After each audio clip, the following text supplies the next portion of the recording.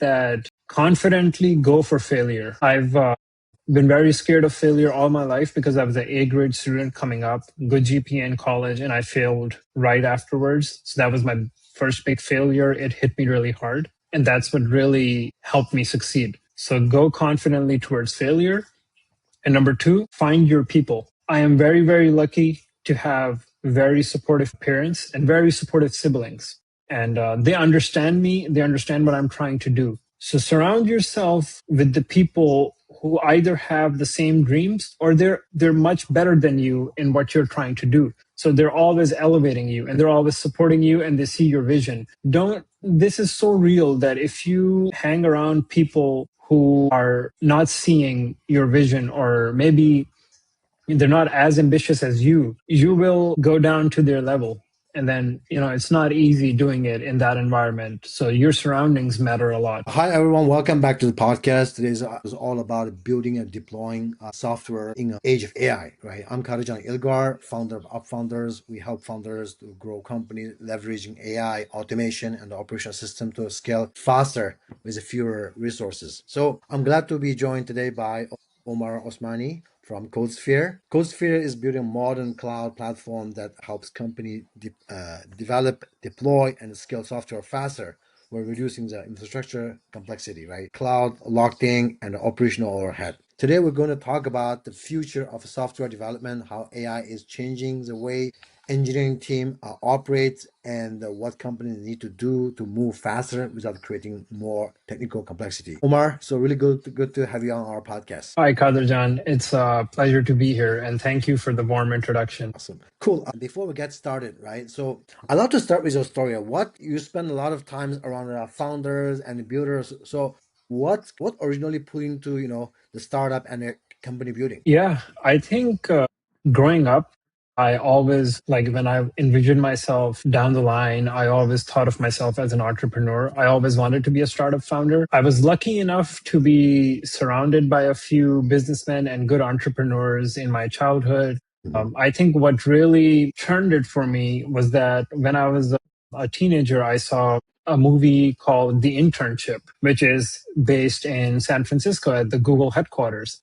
Yeah. And I saw how anybody with the right mindset can be successful as an entrepreneur. So when I came to the US and I graduated college, I did full-time jobs for 2.5 years. In my full-time jobs, I had this bug inside me that what am I doing and why am I doing this and where do I see myself? Mm-hmm. So that, and also the fact that I was in my 20s, I still am in my 20s. I thought there won't be a better time than now to take the risk. Everyone around me just kept saying, in all the books, everywhere you see, everyone just says you won't make it until you take the risk. So I wanted to experience it and I took the risk. And I think that if you even fail in the start, you will get to the point if you remain consistent. So I'm nowhere close to being successful, I would say, but still, like I would now call myself as a stable entrepreneur. Awesome. Yeah, I love that.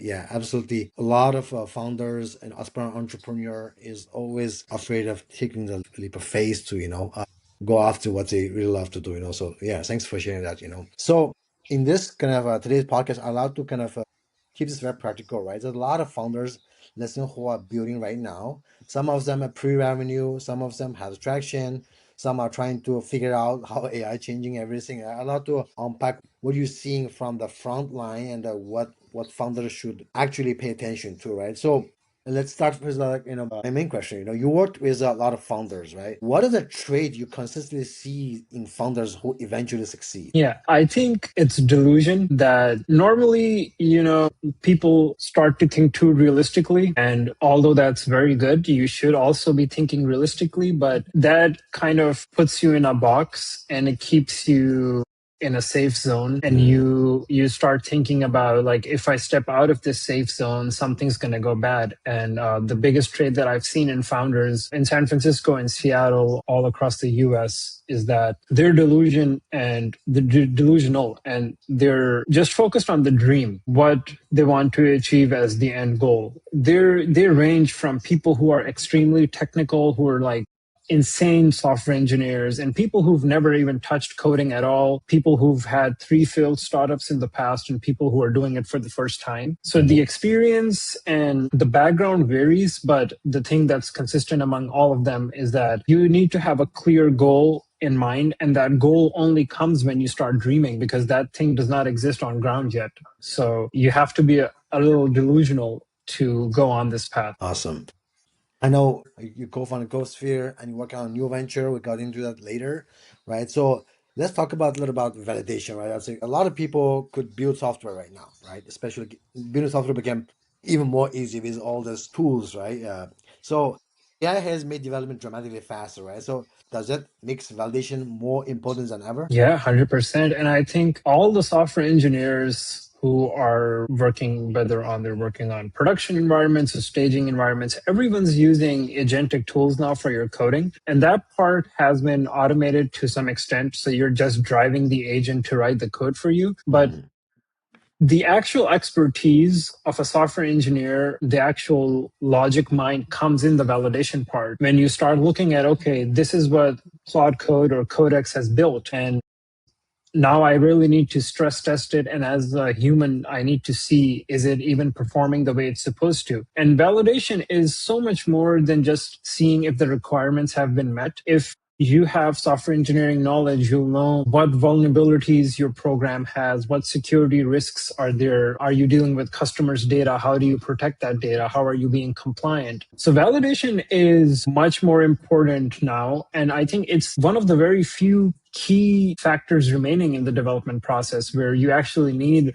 a good software engineer to come and look at what's been made, and you cannot just like vibe code end to end. Yeah. So in terms of business validation, right? Validating the idea itself, right? Compared to the product validation, right? So what are the common mistakes that founders makes when trying to validate an idea? Yeah, the thing is that when a founder comes up with an idea, they need to accept that they have tunnel vision on the idea and they have a bias, right? You may understand what you're solving and what your idea is supposed to do, but the people who are going to use it or the people who you are going to sell to don't understand that. A lot of people do get the first thing out of the way, which is understanding, is this a consumer product or is this business to business? How is it going to work? But the next thing you need to understand is what actually is the problem you're solving, and don't make it like, oh, I'm going to solve 6 problems with this one Yes. idea. You need to start with one problem and you Yes. need to be focused on just solving that and solve it good. Yes. I've seen this mistake by people, and I've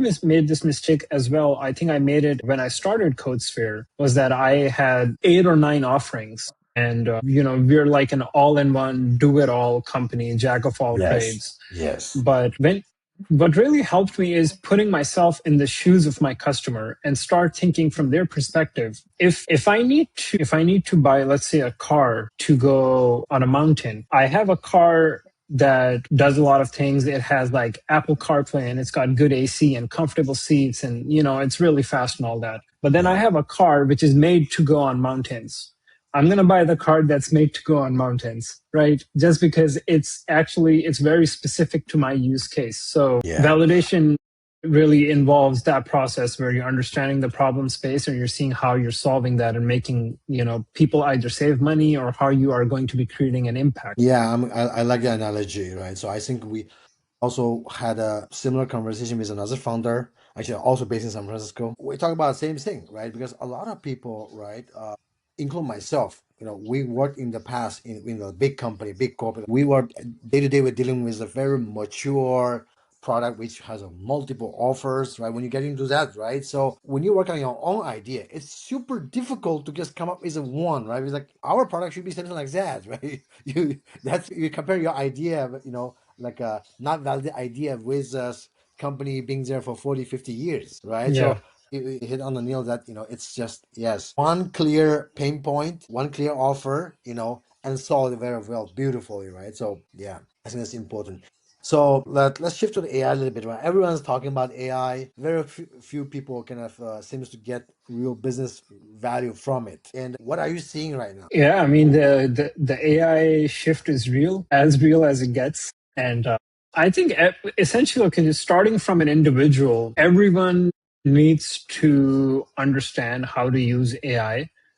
And just even like the basic use case where you're talking to a Gen AI like ChatGPT or Claude on your web browser, you need to start getting comfortable with that. You need to spend some time with it because that will help you understand how to write prompts and how the AI thinks. But moving on to businesses and enterprises, that one is a bit more complex because there's a lot of proprietary information, there's sensitive data. So the integration part needs to be done in a confined space and then to slowly grow out of it. I can't name companies, but I know my friends and people in my network who work at big tech companies who've now successfully integrated AI into their environment, and people are now using it in their daily work. Yeah. It's a very long process. There's so many in an enterprise. There's so many decision makers involved, but then also there's a proper integration process that they go through. But the output, when they've gone through it, the output is so exponentially increased that it's just mind blowing. I know that in a big tech company, they tested out one of the coding agents and they did a quarterly report. So their output had increased by 75%. So that also resulted in layoffs, right? Because now you have a software engineer able to do the work of three software engineers. So they've cut down their workforces. Companies are trying to be more lean. And I think that is the way forward, that you stay lean and you need to make sure that each team member is using AI according to their department. I see. If you've seen in the news, or maybe just like the hiring trends, OpenAI and Anthropic are now hiring a lot of forward deployed engineers. And the job of this forward deployed engineer would just be that when an enterprise is buying OpenAI's product or Anthropic's product, these deployed engineers will go to that company, evaluate their systems, and form a plan to most effectively integrate that AI into their environment so that it's available in every single platform or every single system that they use, and not just, a coding agent living on your developer's desktop. Awesome.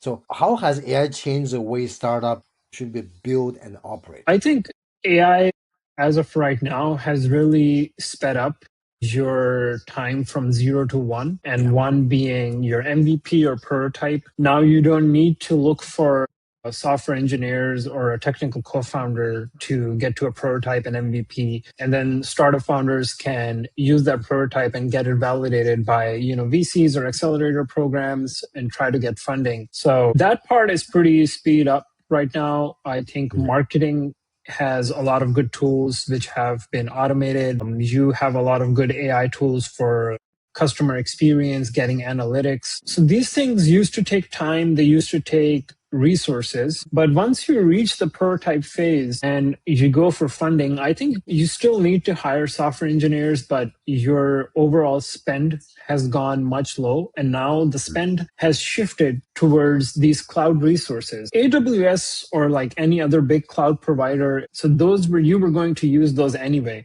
But now you need budget for your API credits on whatever AI you're using. Yeah. And then I think people are trying to do things with a much smaller team. So that also, for that, you need to be buying subscriptions for these different tools and, all the APIs that you're using. So the process, yeah, it has gotten quicker, but I think you still you reach a point where you either need funding or you need technical people with you to take you from a prototype to production ready. Got it. Cool.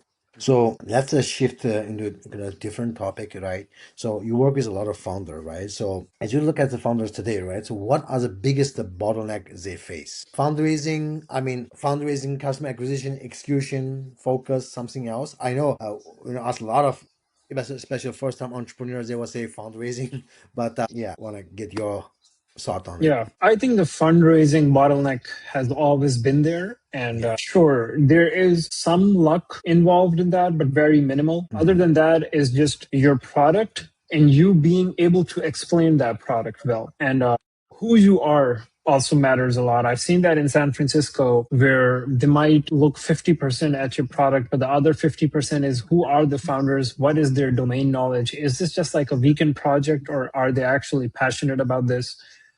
So those things pretty much they've remained the same. I think some big bottlenecks that I've seen are that nowadays we're using a lot of data, customer data, personally identifiable data. So you need to follow a lot of compliances to keep that data secure. And young founders or maybe naive founders skip this part. And now that when you are in the market, you have a product in production and people are using it, that's when they start facing legal and the steps that they should have taken before. Afterwards, they have a lot of consequences which they have to go through, and they spend a lot in legal fee. There was recently, I don't know if you heard, but there was a company in Y Combinator who were lying about being SOC 2 compliant. And then when it was figured out that they're not actually SOC 2 compliant, they were kicked out of the Y Combinator program.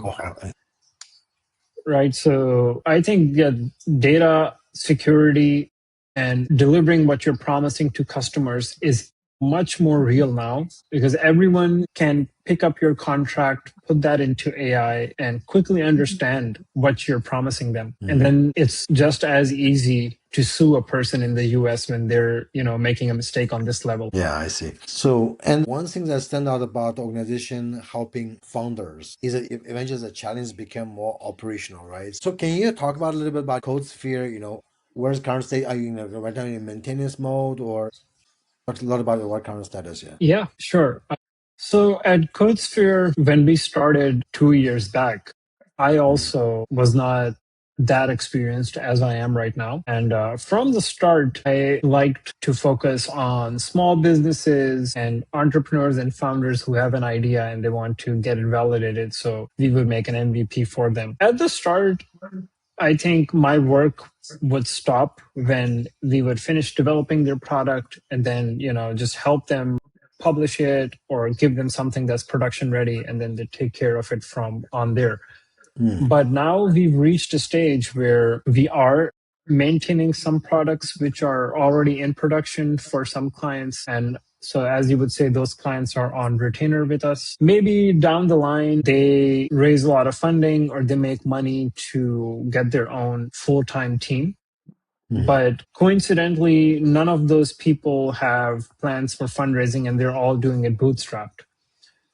And then the new clients that we have coming in or we are in the development phase with them, that's where I try to help them a lot in just understanding the process that, okay, if this is your idea, this is how you validate the problem space, you should start reaching out to your customers and do some sort of marketing, start getting an email list, start offering early access to people.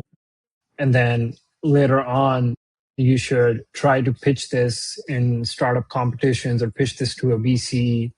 So I try to walk them through the steps which are not related to the product itself, but actually forming a startup and making the product successful. And I am also in that process myself. So it's much more of a collaborative effort. And one thing that I made sure at CodeSphere was that we never did any cold outreach. So we've never done any cold outreach. We've never run any sort of campaign. I always wanted to pick my customers or just entertain inbound requests. And the way that I've been working with people is I focus on the relationship with them. So I try to form a good relationship with my client where I enjoy working with them and they enjoy working with me. And it's not just something like we're the IT guys that you guys have hired. So in the process, we form a deeper connection where it's easier for me to tell them, don't do this, this is wrong, you should really avoid this. Things which would have been difficult conversations if I had not formed that relationship.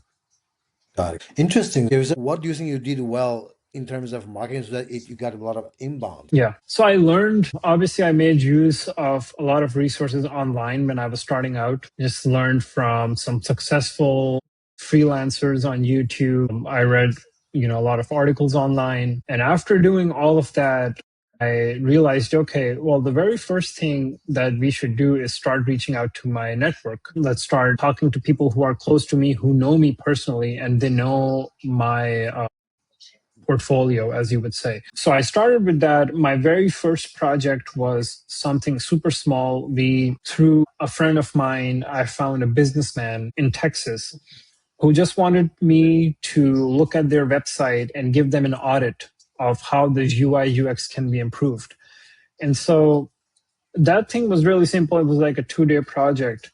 And once I did that, I kept my relationship with that client. I made sure that they remember who I am, what I did, what my company is trying to do, so that through word of mouth, maybe some more people can get to me. And I was able to get another client through that client. Then I started going to in-person events. So I was in Philadelphia at that time. And I think something that was a big success for me was that I attended a small business expo. So there were a lot of small businesses over there, a lot of entrepreneurs, and I had some good conversations with them. I picked up, I think, 2 projects just from that event alone. And then I kind of followed the snowball effect and I started going to more and more events, just trying to sell in person. And something that really worked out for me was that when you go to a networking event, for whatever purpose it is, like if you're a job seeker and you're looking for referrals or you're trying to make a sale, don't make the sale over there. Don't, you meet a person, don't start selling and don't start saying, we're the best engineers you're going to find. I would just understand their problem, their dream, what they're trying to make, what's their idea.